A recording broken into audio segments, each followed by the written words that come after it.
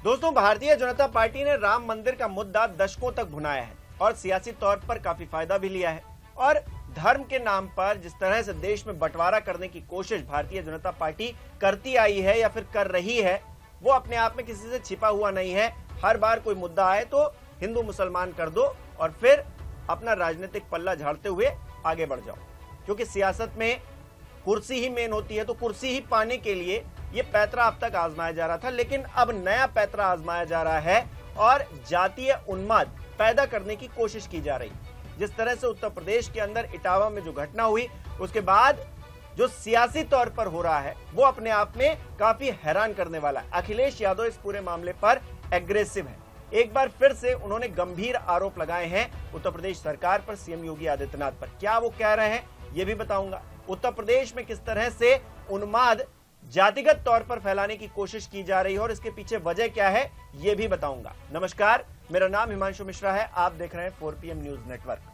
दोस्तों, इटावा में क्या हुआ ये आप अच्छी तरीके से जानते हैं। बीते रोज वहां पर हिंसक एक तरह से झड़प भी देखने को मिली। पुलिस और जो कुछ लोग थे उनके बीच में बहुत ज्यादा टकराव हुआ और स्थिति जो है तनावपूर्ण बनी हुई है। उसके बाद अखिलेश यादव ने एक ट्वीट किया है, जल्दी से उस ट्वीट को देखिए।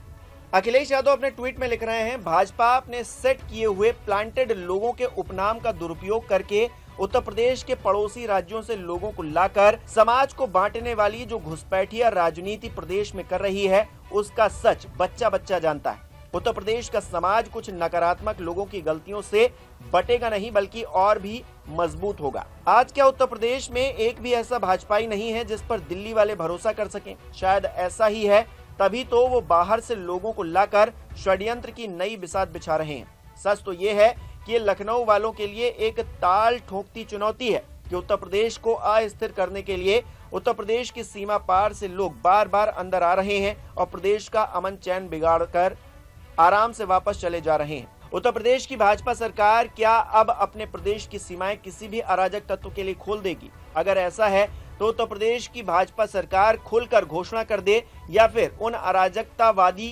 तत्वों के खिलाफ FIR करके तुरंत अपनी पुलिस भेजकर गिरफ्तार करवाए। अगर ये नहीं हुआ तो कल को उत्तर प्रदेश की भाजपा सरकार को ठेंगा दिखाते हुए ऐसे लोग भी आएंगे और उत्तर प्रदेश की जनता मान लेगी कि भाजपा सरकार उत्तर प्रदेश में कागजी सरकार बनकर रह गई है। ना उनके पास कोई नेतृत्व है और न ही उत्तर प्रदेश की कानून व्यवस्था और यहाँ की शांति के लिए कोई प्रतिबद्धता है। अखिलेश यादव अपने ट्वीट में आगे कह रहे हैं कि कुछ गिनती के प्रभुत्ववादी और वर्चस्ववादी लोगों ने तो उस कलाकार को भी नहीं छोड़ा जो अपनी थाप से दुनिया देखता है। उसकी ढोलक छीनकर और उस पर आरोप लगाकर ऐसे नकारात्मक लोगों ने अपने ही समाज की सहानुभूति खो दी है। हमारे देश की संस्कृति के सच्चे उपासक सदैव सहृदय और करुणा से भरे होते हैं। जो लोग ऐसा करते हैं वो मानवीय मानकों पर खारिज कर दिए जाने वाले अभारतीय और अमानवीय लोग होते हैं। आज संपूर्ण पीडीए समाज इटावा कथावाचन पीडीए अपमान कांड के हर पीड़ित के साथ अपनी आवाज बुलंद कर रहा है।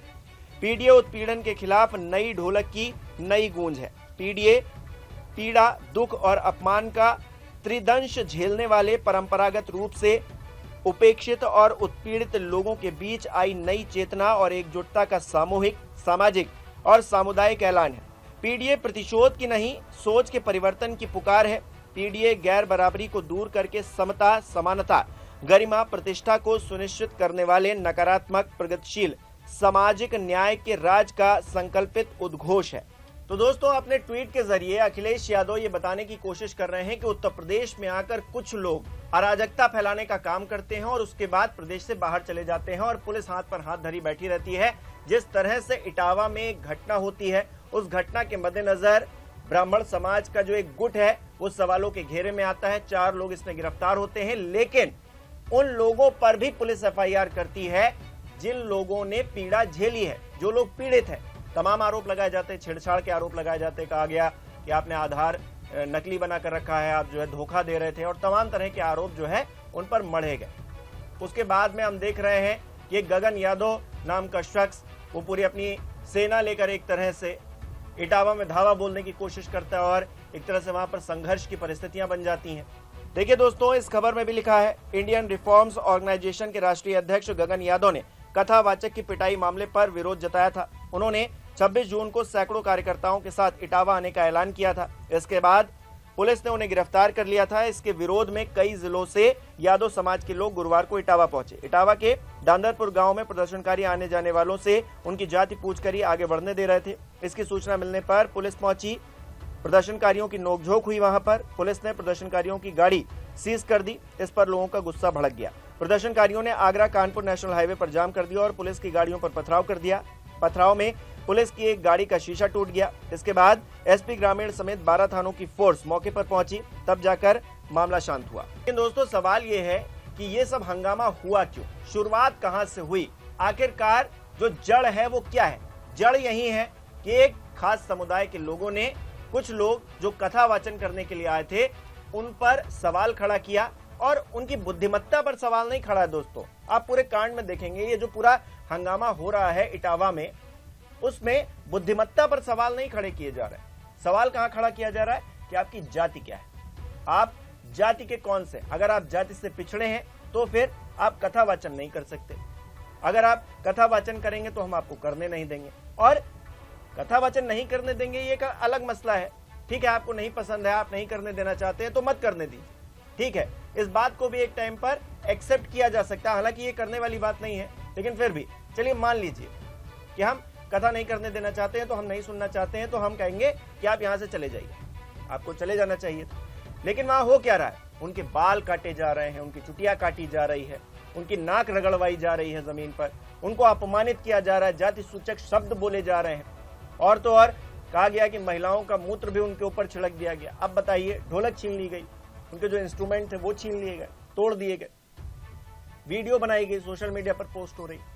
तो ये किस तरह की मानसिकता है। देखिए दोस्तों, कुछ चीजें होती हैं जो सामाजिक तौर पर कुछ लोग एक्सेप्ट नहीं करते हैं। ठीक है, उनकी मानसिकता है, या फिर वो उस तरह से डेवलप नहीं हो पाए हैं, नए दौर की नई चीजों से वो वाकिफ नहीं है, इसलिए शायद वो पुरानी जो चीजें हैं, परंपराएं हैं, उनको फॉलो करते हैं। लेकिन इसका मतलब ये तो नहीं है कि आप किसी को अपमानित करेंगे या फिर आप किसी के साथ में गलत व्यवहार करेंगे। और ये पूरा मामला कहीं से भी जायज ठहराया नहीं जा सकता। और उसके बाद जो हंगामा हुआ दोस्तों, हम सबने देखा। और इसके बाद अखिलेश यादव ये आरोप लगा रहे हैं कि बाहर से लोग आ रहे हैं, उत्तर प्रदेश में हंगामा कर रहे हैं, उत्तर प्रदेश की जो जमीन है वहां पर रक्तपात करने की कोशिश कर रहे हैं। एक तरह से जो शांति की जमीन है उस पर अशांति फैलाने का काम कर रहे हैं या फिर कोशिश कर रहे हैं। उसको बिल्कुल भी एक्सेप्ट नहीं किया जाना चाहिए। और सीएम योगी आदित्यनाथ को यह बात साफ करनी चाहिए कि उत्तर प्रदेश में आखिरकार किसका राज होगा, क्या कानून का राज होगा या फिर इस तरह से जो लोग कर रहे हैं उनका राज होगा, जो अमानवीय है, अमर्यादित है, समाज को बिल्कुल भी एक्सेप्टेबल नहीं है। अखिलेश यादव के ट्वीट को आप किस तरह से देखते हैं, उनके जो आरोप है, गंभीर आरोप उन्होंने एक बार फिर से लगा दिए हैं, उन आरोपों को किस तरह से देख रहे हैं। और पीडीए का वो लगातार जिक्र कर रहे हैं, और उस पीडीए के बारे में भी अपनी राय हमें कमेंट करके जरूर बताइए। बहुत बहुत धन्यवाद।